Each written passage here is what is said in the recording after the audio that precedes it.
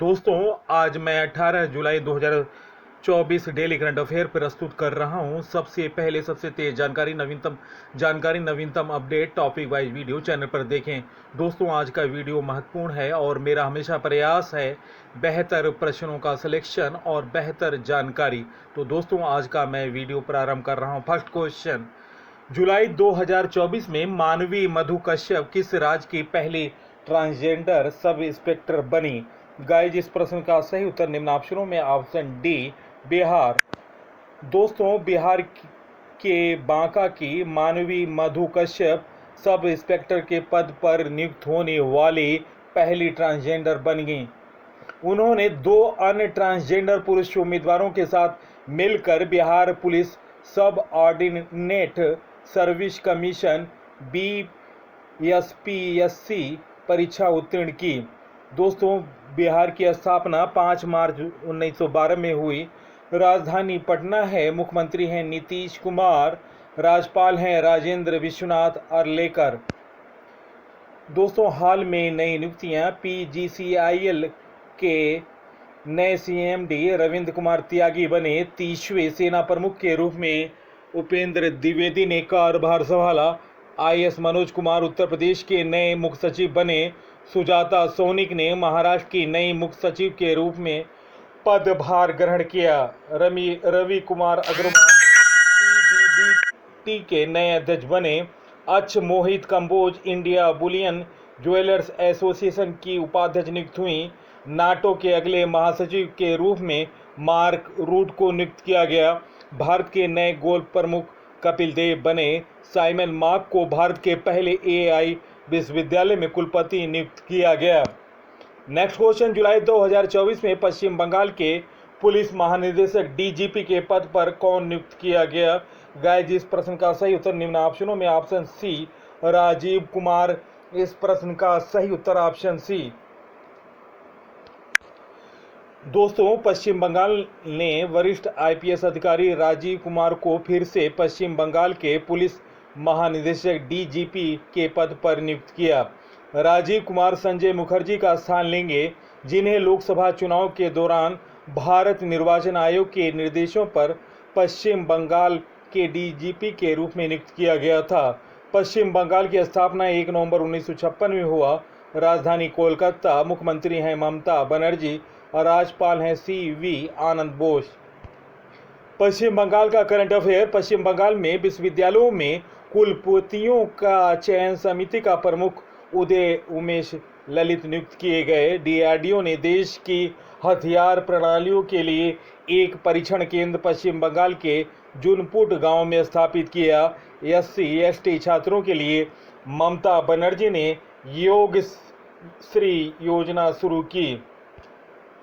हाल में नई नियुक्तियां, शंकर नारायण ने सेना अस्पताल रिसर्च एंड रेफरल की कमान संभाली। एलिसा एंडा मद्रोजा ने FATF की अध्यक्षता संभाली। डॉक्टर BN गंगाधर को राष्ट्रीय चिकित्सा आयोग के अध्यक्ष के रूप में नामित किया गया।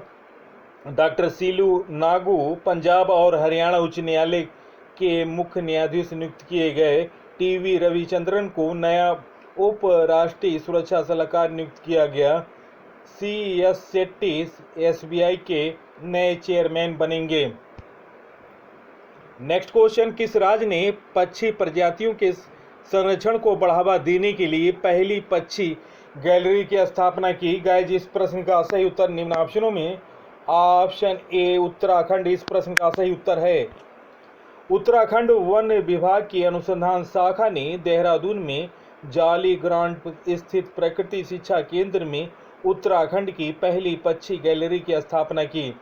इस गैलरी में उत्तराखंड के पक्षियों की उच्च रिजोल्यूशन वाली तस्वीरें दिखाई गई, जो आगंतुकों को राज्य के पक्षियों की आकर्षक झलक दिखाती है।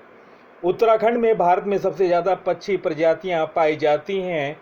यहाँ 710 से ज़्यादा प्रजातियां पाई जाती हैं, जो देश की पक्षी प्रजातियों का 50% से ज़्यादा है।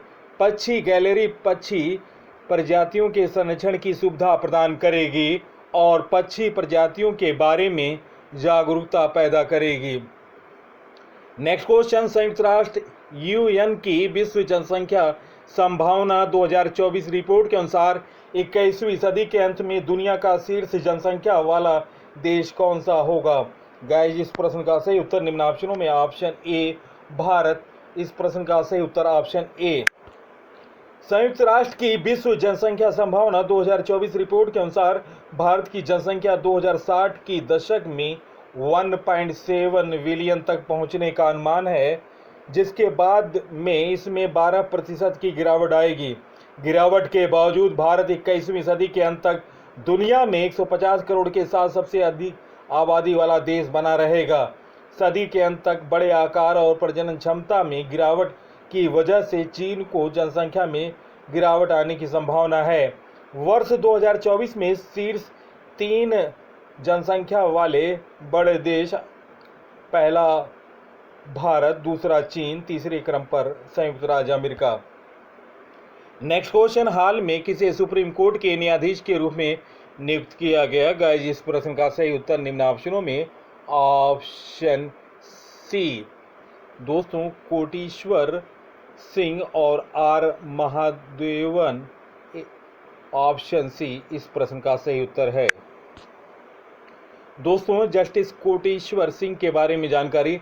16 जुलाई को केंद्र सरकार ने जम्मू कश्मीर हाई कोर्ट के chief justice N Koteshwar Singh को सुप्रीम कोर्ट के जस्टिस के रूप में नियुक्त किया। सुप्रीम कोर्ट कॉलेजियम ने 11 जुलाई को उनकी नियुक्ति की सिफारिश की थी। मणिपुर मूल के justice N Koteshwar Singh supreme court में नियुक्त होने वाले पहले जज हैं। जस्टिस ए कोटेश्वर सिंह फरवरी 2023 में जम्मू कश्मीर और लद्दाख हाई कोर्ट के चीफ जस्टिस हैं। जस्टिस सिंह का जन्म 1 मार्च 1963 को मणिपुर के इम्फाल में हुआ था। 2008 में उन्हें गुवाहाटी हाई कोर्ट ने वरिष्ठ अधिवक्ता नामित किया था। 2011 में उन्होंने गुवाहाटी हाई कोर्ट के एडिशनल जज के रूप में शपथ ली। 2012 में जस्टिस एन कोटेश्वर सिंह को परमानेंट जज बना दिया गया था। 2018 में जस्टिस सिंह को गुवाहाटी हाई कोर्ट में चीफ जस्टिस बना दिया गया था। जस्टिस आर माधवन के बारे में जानकारी। दोस्तों, 16 जुलाई 2024 को केंद्र सरकार ने जस्टिस आर महादेवन को सुप्रीम कोर्ट में जज के रूप में नियुक्त किया। वे इससे पहले मद्रास हाई कोर्ट में एक्टिंग चीफ जस्टिस के तौर पर कार्यरत थे। जस्टिस आर महादेवन का जन्म 10 जून 1963 को चेन्नई में हुआ था। सुप्रीम कोर्ट कॉलेजियम ने 11 जुलाई को नियुक्ति की सिफारिश की थी। जस्टिस आर महादेवन के नियुक्ति के बाद सुप्रीम कोर्ट में कुल 34 जज हो गए। 2013 में महादेवन को मद्रास हाई कोर्ट के जस्टिस के तौर पर नियुक्त किया गया था। आर महादेवन ने जस्टिस रहते हुए लगभग 9000 केसों का निपटारा किया।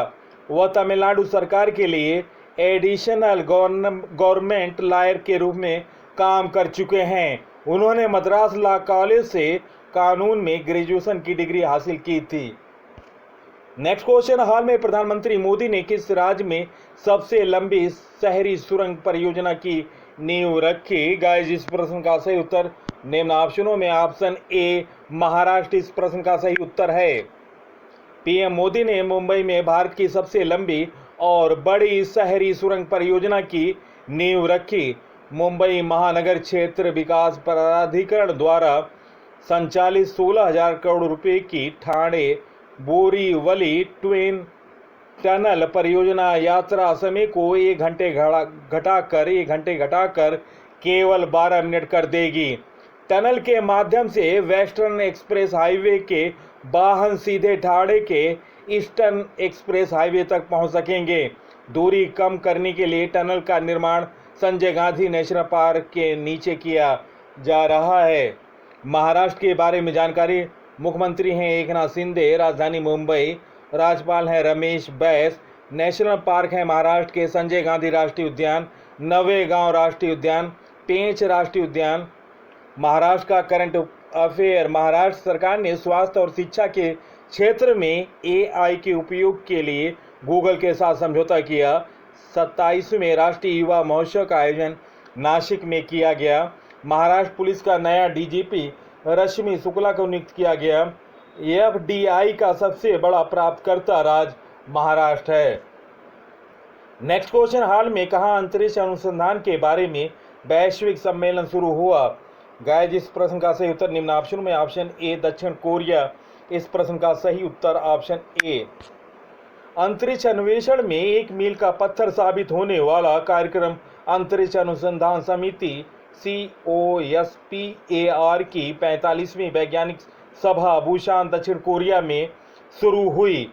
दक्षिण कोरिया द्वारा पहली बार आयोजित इस सम्मेलन में 60 देशों के 3000 वैज्ञानिक और उद्योग जगत के नेता शामिल हुए।